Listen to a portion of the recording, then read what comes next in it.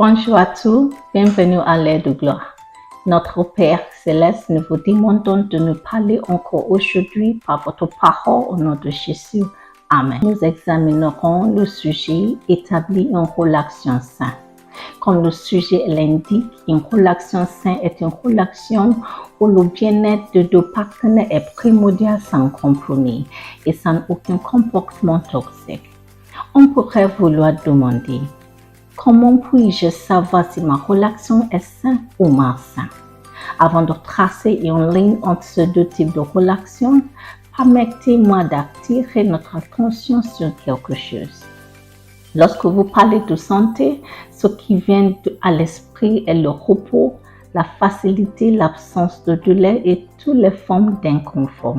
À la lumière de ce qui précède, êtes-vous reposé dans votre relation? Vivez-vous la paix dans votre maison? Votre partenaire vous agresse-t-il verbalement ou physiquement? Êtes-vous mal à l'aise spirituellement dans votre relation en tant que célibataire à cause du péché? Peut-être que vous et votre partenaire êtes engagés dans le sexe et cela vous rend mal à l'aise spirituellement. Ou en tant que couple, vous vivez un déni sexuel parce que nous avons des couples à cause de querelles qui se refusent mutuellement le sexe.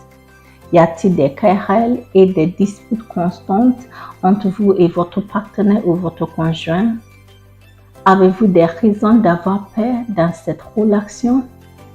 Y a-t-il des problèmes de confiance entre vous et votre conjoint dans le mariage? Vos réponses à ces questions vous aideront à savoir si votre relation est saine ou malsaine. Je partagerai avec vous 4 piliers pour établir une relation saine. Numéro 1, la sagesse.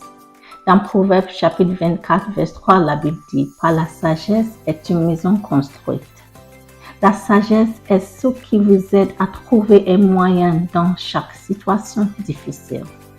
Dans la même veine, la sagesse vous aide à vivre paisiblement avec votre conjoint, pour n'importe la complexité de les personnalités, pour n'importe les faiblesses.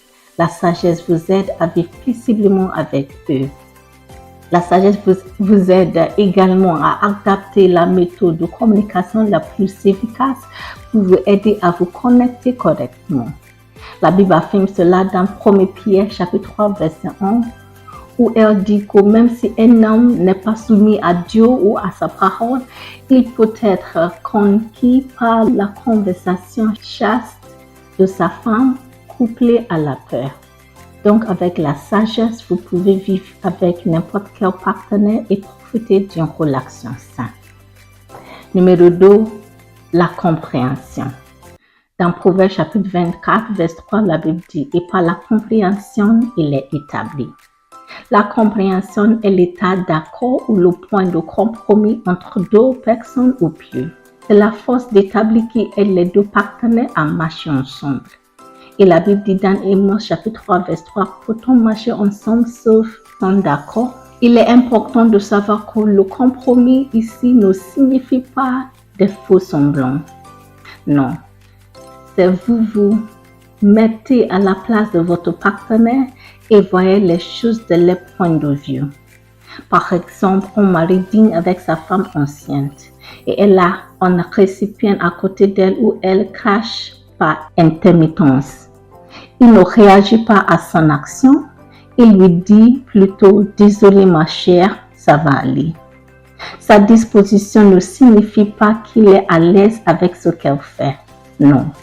Il pourrait même être irrité par cela. Mais il se met à la place de sa femme. Il comprend le fait que ma femme subit des changements hormonaux dans son corps. C'est ce qui l'a fait faire les choses qu'elle fait. Et je vous le dis, une telle compréhension a un moyen de lier les couples, les partenaires ensemble. Numéro 3, la connaissance. Dans Proverbes chapitre 24, verset 4, la Bible dit: « Et par la connaissance, les chambres seront remplies des richesses précieuses et agréables. » La compréhension a une façon d'ajouter à vous. Vous devez acquérir des connaissances pertinentes pour établir une relation saine. Si vous êtes célibataire, vous devez connaître le contexte de votre relation afin d'opérer à l'intérieur de vos limites. Connaître votre partenaire, savoir ce qu'il aime, savoir ce qu'elle aime. Connaître les concepts de la vie et le mariage. Si vous êtes une femme qui aime la carrière et que votre fiancé veut une femme au foyer à temps plein, cette information devrait vous aider à prendre une décision, à savoir si vous devez continuer avec cette relation ou si vous devez l'arrêter. Connaissez également les antécédents familiaux et les modèles, afin de savoir comment vous adapter au mieux dans votre nouvelle maison. Toutes les informations que vous avez concernant votre partenaire vous aideront à savoir en tant que célibataire si vous êtes compatible ou non. Si vous êtes marié, engagez-vous à connaître votre conjoint. Connaissez cet homme, connaissez cette femme que vous avez choisi parmi d'autres pour être avec elle pour la vie. La Bible dit dans 1 Pierre chapitre 3 verset 7, vous aussi mariés demeurez avec eux selon la connaissance. La Bible recommande que les maris connaissent les femmes, la raison étant que les Bibles ont mandaté l'homme d'aimer sa femme, dans Éphésiens chapitre 5, verset 25. Et vous ne pouvez pas aimer efficacement quelqu'un que vous ne connaissez pas. De même, en tant qu'épouse, prenez le temps de connaître votre mari, de savoir comment prendre soin d'un homme. Le plus grand besoin de tout homme est le respect entre toutes choses. Nous le voyons clairement dans 1 Samuel chapitre 25, versets 23 à 35, dans le récit d'Abigail et de David. Abigail a compris ce besoin de respect dans la vie d'un homme et elle a pu l'utiliser pour accéder au cœur de David en sa faveur. En tant qu'épouse, sachez aussi cuisiner de bons aliments. Cela vous aidera à accéder à votre mari et à établir une relation conjugale saine. Numéro 4, c'est la prière.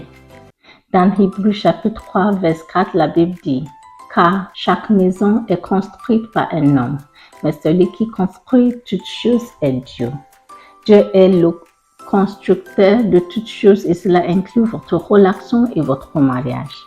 Peu n'importe à quel point nous essayons de connaître nos partenaires et de gérer les faiblesses, nous sommes limités. La Bible dit dans les Psaumes chapitre 125 verset 1, « Sauf que le Seigneur construit la maison, il travaille en vain pour la construire. » Vous avez donc besoin de l'aide de Dieu pour établir une relation saine. Par conséquent, priez pour votre partenaire, priez pour votre relation, priez pour votre mariage. Comme vous faites confiance à Dieu pour vous aider tous les deux à établir une relation saine. À ce stade, je veux vous inviter à accepter Jésus-Christ dans votre vie. Comme nous l'avons dit, il est le seul qui peut vous aider à vraiment établir une relation saine. Donc, si vous voulez l'accepter, veuillez prier cette prière de salut après moi. Père, au nom de Jésus, merci pour ma vie. Je crois que vous avez envoyé votre Fils Jésus-Christ mourir pour mes péchés et pour me sauver. Seigneur Jésus, viens dans ma vie et être le Seigneur de ma vie. Merci de m'avoir sauvé au nom de Jésus. Amen. Félicitations, je vous vois établir une relation saine avec votre partenaire, avec votre conjoint au nom de Jésus. Que Dieu vous bénisse, je reste votre hôte. Peace, what you do.